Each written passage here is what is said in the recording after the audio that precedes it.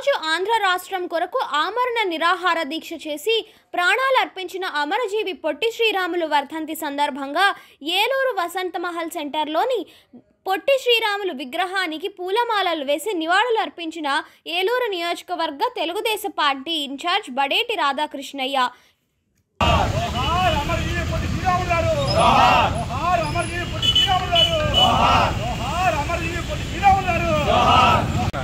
అమరజీవి పొట్టి శ్రీరాములు గారి 72వ వర్ధంతి సందర్భంగా మరి ఆయన ఘన నివాళులు అర్పించడం జరిగింది.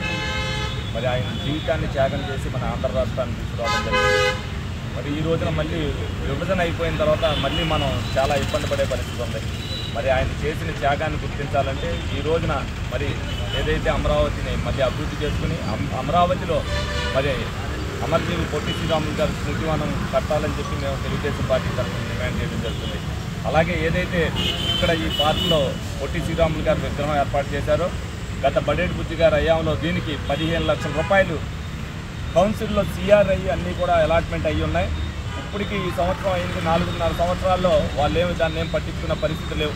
ఇప్పటికైనా కనీసం ఇంకా 3 నెలలు ఉంది. ఈ 3 నెలలన్నా ఆ గ్రాంట్ని ఓపెన్ చేసి దీనికి ఏదైతే అభివృద్ధి పనులు చేయాలో దీన్ని చేసి మళ్ళీ పొట్టి శ్రీరాములు గారిని మళ్ళీ ఏలూరులో కూడా ఎప్పుడు కూడా చిరస్థాయిగా గుర్తుండిపోయేటట్టుగా ఆ రోజున ఏ విధంగా అయితే మనం ఇక్కడ పెట్టుకుని ఆ రోజున గుర్తుండిపోయామో దానికి కావాల్సిన రూపకల్పన మళ్ళీ చేయాలని చెప్పి మేమందరం కూడా కోరుకుంటున్నాం. దాన్ని తప్పనిసరిగా ఈ 3 నెలల్లో కంప్లీట్ చేయాలని చెప్పి మేము తెలుగుదేశం పార్టీ తరఫున కోరుతున్నాం.